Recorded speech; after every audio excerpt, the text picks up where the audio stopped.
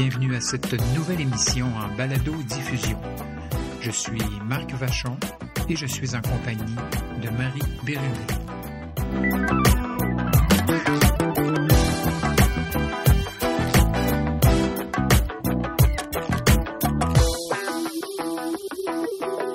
Bonjour d'abord. Bonjour. On va d'abord revenir très brièvement sur les deux derniers balados, entre autres sur un élément qu'on a donné la dernière fois en disant il y a une partie du stress qui est beaucoup reliée à notre perception. Et ce qu'on voudrait parler aujourd'hui, c'est justement de tout qu'est-ce qui détermine la perception, qu'est-ce qui fait que des gens vont, par rapport à une même situation, certains avoir une réaction de stress alors que d'autres ne l'auront pas. Alors, c'est toute cette composante cognitive dont on parle aujourd'hui. Elle est très importante parce que chacun, nous avons notre manière de voir la vie, de voir les stresseurs, de voir les événements. Et ça se passe beaucoup, finalement, à l'intérieur, le stress. Ça vient beaucoup de l'intérieur. Et on va surtout parler des idées irrationnelles. On appelle ça parfois dans la littérature des idées irrationnelles. D'autres fois, on va parler de paradigme. C'est un mot un peu plus complexe. Nous, on préfère utiliser le terme croyance au sens large. On ne parle pas uniquement de croyances religieuses. Non, bien que ce sont aussi des croyances et ça agit exactement de la même façon. Mais on a des croyances sur à peu près tout. On a des certitudes sur toutes sortes de choses, sur nous-mêmes, sur les événements, sur la politique, sur la religion, sur la vie en général. Et ces croyances-là, même si elles ne sont pas démontrables scientifiquement, elles ont exactement le même impact sur nous que si c'était la réalité. Alors, dans le fond, on a des croyances sur ce que ça prend pour être heureux, puis sur ce qui fait que, je suis malheureux ou... Oui, on pourrait appeler ça des idées toutes faites d'avance, des préjugés. C'est toutes sortes de mots là, qui veulent parler de ce qu'on va définir aujourd'hui. On pourrait peut-être commencer par des exemples. Oui. Bien, dans le fond, peut-être, effectivement, trouver des exemples. Ce qui serait peut-être important de dire avant qu'on en donne quelques-uns, c'est que c'est plus que l'événement lui-même qui arrive, c'est bien plus notre pensée ou les croyances qu'on a ou la façon d'interpréter l'événement qui va déterminer l'émotion qu'on ressent et notre comportement. Tout à fait. On a un petit modèle pour expliquer ça, puis on pourrait peut-être y aller par un exemple très simple. Oui. On pourrait imaginer, par exemple, deux petits-enfants qui sont en train de jouer sur le bord de la mer, bien concentrés sur leur jeu. Il y a des vagues dans l'océan, puis à un moment donné, il y en arrive une un petit peu plus forte que les autres qui jette nos deux petits-enfants à terre. Le premier des deux se relève en pleurant, il a eu peur et il y en aura pour plusieurs minutes à s'en remettre. Le deuxième se relève également, mais lui se tourne vers la mer et rit à gorge déployée, attendant et anticipant avec plaisir la prochaine. Oui. Alors, on voit que la vague, bien qu'elle a été la même pour les deux enfants, ils ne l'ont pas perçue de la même manière. Et leur comportement à l'égard de cet événement-là n'est pas le même, forcément. C'est clair, parce que le comportement ou les attitudes sont en fonction des émotions. Les émotions sont beaucoup fonction de comment j'ai perçu la vague, parce que entre l'enfant et ce qui lui arrive, il y a tout un système de filtres qui va lui permettre de le décoder à sa manière. Alors, les enfants le font différemment pour toute espèce de raison, mais le résultat est que leur attitude, leur comportement, leurs émotions sont tout à fait différentes. Alors, les croyances, c'est des choses qu'on acquiert. Il y a plusieurs sources, j'imagine, de ces croyances ou de ces idées irrationnelles-là. On les acquiert de notre éducation, j'imagine? Beaucoup. Des expériences passées. Même à 3 ans, on a des expériences passées avec les surprises, par exemple. Ouais. On a un tempérament différent. Alors, il y a des gens qui, par hérédité, tout simplement, sont peut-être plus portés à l'anxiété. Mais j'aurais tendance à croire, si on parle de croyances, qu'il y a beaucoup de notre vécu là-dedans, beaucoup de ce qu'on a appris de nos parents et en vieillissant des autres, de la télévision, des idoles qu'on a, de l'école, du cinéma, bref. De ce qu'on imagine aussi. Beaucoup. L'imaginaire peut être une source des croyances aussi. Tout à fait. Alors, dans le fond, plus on a on appelle ça des références, Plus on a de références pour soutenir une croyance, plus elle est forte. Et plus elle se vérifie. Et plus elle se vérifie. Et qu'elle soit aidante ou qu'elle soit paralysante, ou finalement, ce qui nous amène à dire, est-ce que les croyances sont vraies? La réponse est oui, elles sont vraies pour la personne qui les a. Oui, c'est personnel, une croyance. Ouais. Alors, ça peut être vrai pour moi et tout à fait faux pour le voisin. Ouais. Alors, c'est important qu'on se préoccupe de ses propres croyances quand on veut être plus heureux, avoir plus d'entrain, être plus motivé. En fait, c'est important de prendre conscience des croyances qu'on a. Finalement, quand on demande est-ce que les croyances sont vraies ou est-ce qu'elles sont fausses, c'est pas la vraie question à poser. On devrait plus se demander est-ce qu'elles m'aident ou est-ce qu'elles me nuisent? Est-ce qu'elles me dynamisent ou est-ce qu'elles me font me sentir malheureux et interpréter dans la réalité ce qui fait que aller chercher dans la réalité aussi ce qui confirme ma croyance. Alors, je pense à Einstein, j'avais lu quelque part qui disait qu'on avait un choix dans la vie, c'était ou bien de croire que le monde est un endroit dangereux ou croire que c'est un endroit pacifique. Et il disait, je ne sais pas si c'était pacifique le terme, mais il disait soit un endroit dangereux ou croire que l'univers est une place amicale. C'est comme ça qu'il en disait. Il disait, moi, je crois que l'univers est une place amicale, mais peu importe ce qu'on croit, on va toujours chercher ce qui confirme notre croyance. Si je crois que c'est une place amicale, je vais trouver ce qui confirme ça. Je vais noter tous les événements qui vont dans le sens de ma croyance. Et l'inverse est vrai aussi. Malheureusement, si je crois que l'univers est une place dangereuse, je vais avoir tendance à ne me souvenir que de tout ce qu'il y a de dangereux qui est arrivé, qui arrive et qui arrivera. Alors, ça teinte carrément ma réalité. En fait, la croyance, ça donne un sens à notre vie. À ma perception aussi. Alors, si on parlait des croyances religieuses, quelqu'un qui croit qu'après sa mort, il va aller rejoindre toutes ces personnes apparentées disparues, ben si ça l'aide, c'est une bonne croyance. On n'a pas à démontrer que c'est vrai ou que c'est pas vrai. L'important, c'est si c'est vrai pour moi, ça m'aide. Et si on poursuit notre raisonnement de façon logique, ben, on n'a pas à se débarrasser des croyances qui nous aident, mais on a peut-être à prendre conscience de celles qui nous nuisent, par exemple. Il y a, avant d'en donner des exemples, on pourrait dire qu'il y a 3 grands types de croyances. Il y a les croyances plus globales, qui concernent la vie en général, qui concernent, qu'on va souvent commencer par des phrases « la vie, c'est ». Par exemple, comme l'univers est une place amicale, c'est une croyance globale. Ou dire les gens sont tous malhonnêtes, ou dire, je ne sais pas moi, le travail. Non, juste le titre du livre de Dodson qui disait « Tout se joue avant 6 ans ». Exact. Alors, si tu as 8 ans, t'es faite, là. Ouais. Ou le livre de Scott Peck, dont le titre, pas le titre, mais la première page commence par « La vie est difficile ». Ça donne une idée. Exact. Et dans le fond, le livre dont tu parlais, Tout se joue avant 6 ans, ça va probablement jouer sur les gens qui n'ont fait que lire le titre du livre, parce qu'à l'intérieur, dans le fond, ce dont l'auteur parle, il va beaucoup plus loin que ça. Il explique que, bon, c'est pas... Bien sûr. C'est pas et il y a une croyance aussi, je trouve, qui nuit beaucoup aux gens, de façon générale, et à moi le premier, c'est de dire, moi, je suis comme ça. Par exemple, dire je m'emporte, je suis en colère facilement, mais moi je suis comme ça. Ou encore, moi je suis stressé, moi je suis anxieux. C'est comme une espèce de sort que les gens se jettent comme si, en se disant ça, ils ne pouvaient pas changer. C'est ça, c'est un constat qui vient geler la réalité. Hein. C'est pareil quand on était enfant et qu'on disait moi, je suis pas bonne en mathématiques. Exact. Ou moi, je comprends pas ça, ces choses-là, puis je le comprendrai jamais. Alors ça, c'est plus les croyances particulières reliées à moi comme personne. Comme individu. Par exemple, dire les croyances un peu de victimes qu'on va entendre, des gens qui leur arrivent des choses difficiles, qui vont dire il y a juste à moi que ça arrive, ces choses-là, ou la fameuse croyance de moi, je prends toujours la file la plus longue au magasin. Tout à fait. Statistiquement, c'est prouvé que c'est pas le cas. Mais si je crois ça, s'il arrive des fois où effectivement ça se vide un peu plus de chaque côté, je vais dire, bon, regarde, ça confirme ce que je te dis. Et j'oublie toutes les fois où ça fonctionne bien. Exact. Alors c'est pour ça que la croyance, ça devient une espèce de programmation ou de conditionnement qui est automatique, donc qui se fait tout seul. Exact. C'est pour ça que c'est dur de s'en défaire aussi.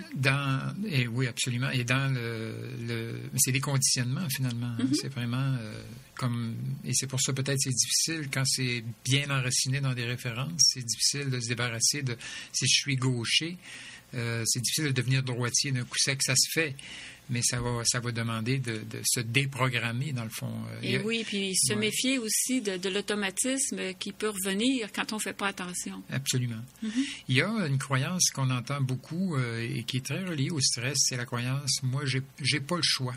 Qu'est-ce que tu penses de cette croyance-là, de cette espèce d'anathème qu'on se jette en disant « j'ai pas le choix ». J'imagine qu'il y a des fois où c'est vrai qu'on n'a pas le choix de la situation qui nous arrive, mais est-ce qu'on n'a pas toujours un peu le choix de la réponse qu'on va y donner? Ben, c'est comme ça qu'on peut s'en sortir finalement, parce qu'on pourrait en débattre longtemps. Hein. J'ai pas le choix de faire ce travail-là parce que, bon, si je lâche, je vais être dans la rue ou je vais tout perdre. Ouais. C'est un peu une illusion. Moi, je pense on choisit au moins de faire avec. Ouais. Parce que il y a personne qui nous attache à notre chaise au bureau, là, sinon nous-mêmes. Ouais. Alors, on choisit de faire avec, même quand on aimerait ça faire autre chose. Donc, à la limite, on a toujours au moins le choix de comment je vais me servir de cette expérience-là, comment je vais me servir du diagnostic que je viens d'avoir. Comment je vais répondre à la chose. C'est ça. Ouais. En fait, on parle de résilience parfois. Hein, si on regarde le cas de Chantal Petitclerc qui est passée récemment à l'émission « On prend toujours un train ». Qui est une athlète qui est devenue... C'est une jeune fille à 11 ans qui a reçu une porte de garage sur elle et qui est devenue tétraplégique, c'est ça? Et elle dit dans ce reportage-là que jamais... elle n'a pensé autrement que maintenant, c'est ça ma réalité, qu'est-ce que je vais faire avec ça? Ouais. Alors, c'est le choix qui lui restait. Et elle avait la croyance, je suis capable de faire quelque chose avec ça. Très bonne croyance. Elle est devenue une athlète qui a gagné croyance d'estime de soi. Ouais. L'estime de soi, ça repose sur des croyances aussi. Ce qui nous amène, Marie, justement à parler d'un troisième type de croyance après les croyances globales et les croyances particulières, c'est ce qu'on appelle les règles. Alors, une règle, c'est... il doit se passer à l'extérieur de moi ou en moi telle chose pour que j'éprouve telle émotion. Par exemple, tu parles de l'estime de soi. C'est quoi les règles que j'ai pour éprouver de l'estime de moi? Des fois, ces règles-là sont tout à fait irréalistes. Par exemple, irrationnelles aussi. Pour que je me sente une personne valable, il faut que tout le monde m'apprécie. Exact. Alors ça, c'en est une. Pour être aimé, je dois approuver tout le monde. Et on entend ça aussi. Pour être aimé, il faut que j'approuve les gens qui sont importants pour moi, il faut que je les approuve. J'en ai plusieurs. Il ne faut pas tenir tête. Il faut pas se fier à ses émotions. Ça en est une croyance aussi. Où, dans le fond, ce qu'on est en train de faire, au contraire, souvent on va dire fiez-vous à vos émotions. En tout cas, c'est un indice qui vient te donner un signal. Mais si en partant, on s'y fie pas, on vient de s'annuler soi-même. C'est ça. On a tendance des fois à donner toujours raison à l'autre. Alors, je dois avoir mal compris, je dois être mal disposé aujourd'hui, au lieu de se fier au sentiment qui nous dit, ben non, ça va pas là.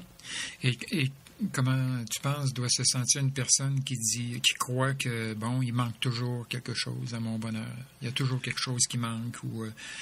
je suis jamais à la bonne place au bon moment. C'est l'insatisfaction généralisée par rapport à sa vie. Hein? Oui.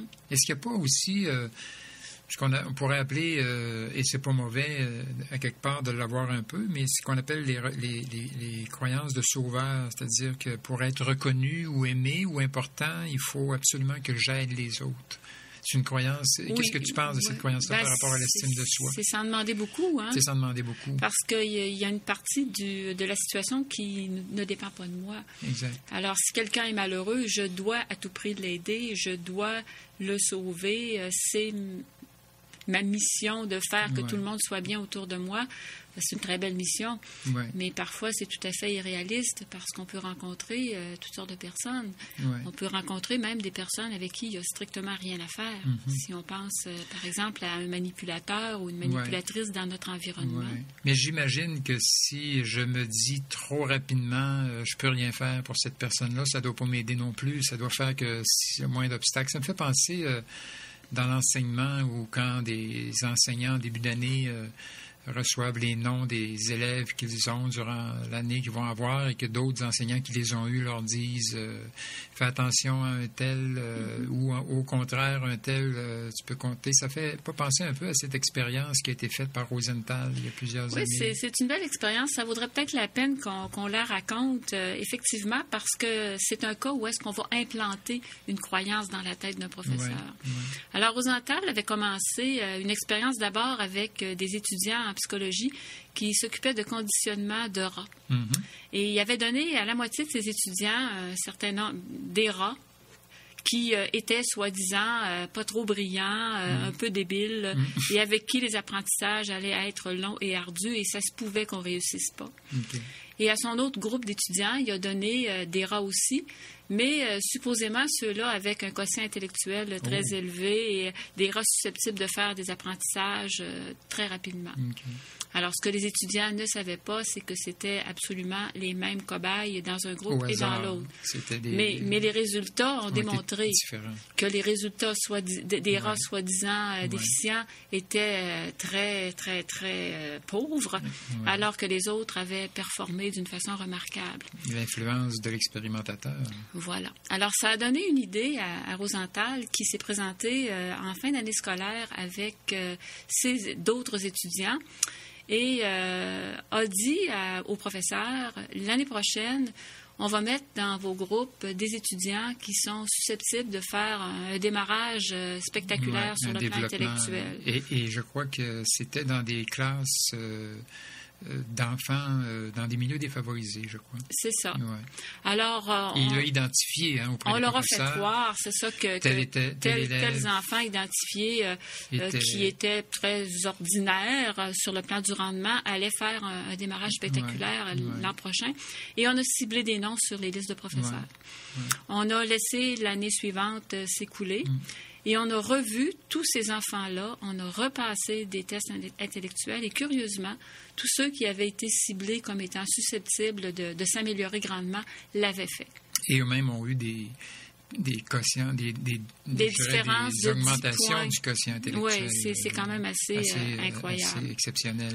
Alors, tout ça... Alors que dans les faits, c'était des enfants qui avaient été pris au hasard dans la classe, qui peut-être certains étaient plus intelligents, mais alors qu'est-ce qui s'est passé dans le fond? Bien, les attentes de professeurs, les croyances que ces enfants-là étaient doués, ont probablement fait que leurs attitudes, leur façon d'être avec les enfants a été subtilement modifiée. C'est incroyable quand on pense à l'impact que peut avoir une croyance inverse. Hein? Tel enfant, bonne chance, je suis contente de ne pas l'avoir. Bonne chance, je l'ai eu cette année, j'ai eu beaucoup de difficultés. Et là, si on met en plus un diagnostic en disant c'est un enfant Teflon ou c'est un enfant... Un enfant roi, voilà, un hyperactif, des diagnostics. Hein? Et ça fait penser beaucoup à toutes sortes d'autres choses, comme l'effet placebo, par exemple. Quand on s'attend à ce qu'un médicament marche, il y a 30% des gens qui vont avoir un effet placebo, c'est-à-dire un résultat d'amélioration de leur santé alors qu'ils ont pris une pilule de sucre ou de farine. Mais c'est quand même incroyable parce que là, on ne parle pas seulement de changement au niveau de la psychologie des gens, mais de changement physique. Il y a un pouvoir quand même extraordinaire, les croyances qu'on peut entretenir. J'ai lu une recherche il y a quelques années dans une revue qui s'appelle Longévité, où dans un groupe contrôle de tests de médicaments contre le cancer, on avait donné des placebos de façon aveugle, en double aveugle à des patients, en les prévenant des effets secondaires possibles, perte de cheveux, nausées, vomissements, et que 30% des gens qui avaient une pilule de sucre ont perdu leurs cheveux, eu des nausées et des vomissements. C'est de dire l'impact d'une croyance sur le cerveau et sur la physiologie. Et ce que tu soulignes à travers tout ça aussi, c'est les croyances qu'on a pour soi et les croyances que les autres ont à notre égard aussi. Dans le fond, on dit l'importance d'avoir des alliés lorsqu'on veut avancer dans la vie, mais l'importance aussi de devenir son propre allié. Mais je pense à des gens, des étudiants que j'ai déjà eus qui m'ont dit Et là, ça rejoint un peu ce qu'on disait au début au niveau de la perception des étudiants qui se sont fait dire à des niveaux plus au secondaire, entre autres à l'école, qui se sont fait dire, écoute, toi, tu devrais peut-être aller prendre un métier parce que tu n'as pas ce qu'il faut pour faire des études supérieures. Et il y en a qui me disaient, ceux que j'ai rencontrés dans mes cours me disaient, moi, ça m'a fouetté au point que j'ai décidé que j'allais lui prouver que. Alors qu'il y en a d'autres que ça doit carrément les démolir et qui vont... au-delà du fait qu'ils peuvent ou non avoir les compétences, mais c'est clair que si je ne crois pas que j'ai les capacités, je ne mobiliserai pas d'énergie pour réussir quelque chose. Par exemple, si je me crois mauvais en mathématiques ou mauvais pour l'apprentissage des langues, je mobiliserai sûrement pas beaucoup d'énergie pour l'apprendre ou pour apprendre les mathématiques. C'est certain. On peut peut-être penser des gens pour qui c'est un défi, un diagnostic pareil, peut-être qu'ailleurs dans leur vie, ils ont des gens qui ont favorisé leur estime d'eux-mêmes et qui leur ont fait croire en leur capacité.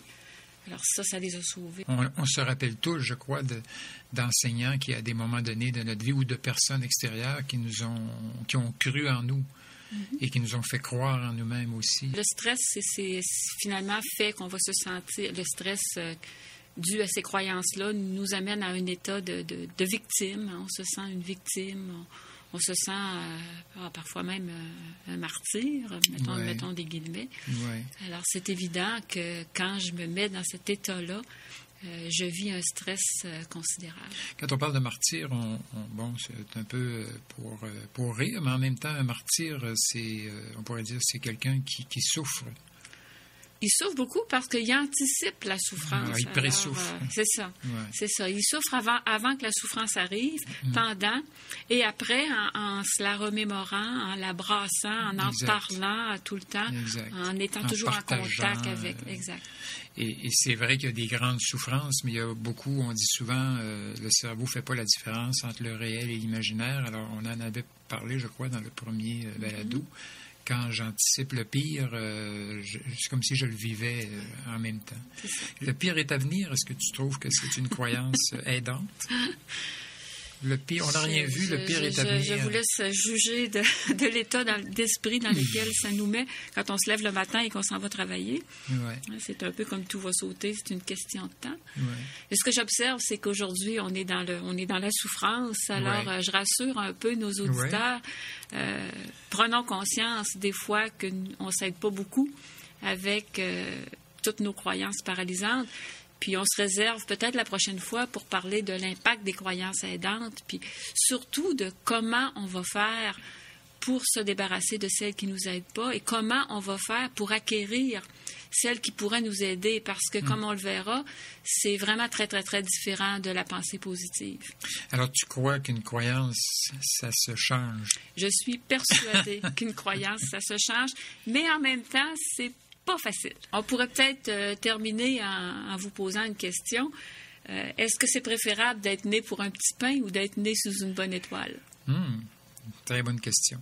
Peut-être terminer en disant ce sur quoi qui introduira notre prochain balado aussi, où on parlera des croyances aidantes, l'importance de prendre conscience des croyances qui nous animent et qui ne nous aident pas. C'est la première étape. Exact. Et on vous laissera comme document d'accompagnement un exercice qui vous permettra d'aller faire un inventaire de vos croyances plus ou moins aidantes. Oui, c'est ça. C'est important de faire l'inventaire de vos croyances à vous parce qu'on ne parle pas des croyances des autres, on parle de celles qu'on entretient et qui donnent un sens à notre vie. Marie, merci. Encore une fois, ça a été... merci à toi aussi. Très intéressant. C'était un beau partage. Oui. Et je crois que ça peut aider les gens. Alors, moi, je pense que c'est une croyance aidante. Et je crois que peut-être les gens peuvent nous alimenter aussi de leurs questions s'ils le veulent facilement en allant sur notre blog, oséchanger.com/blog, BLOGUE. Et pour avoir le document d'accompagnement, alors allez sur la page oséchanger.com/balado, BALADO. Merci Marie encore une fois et à la prochaine. À la prochaine.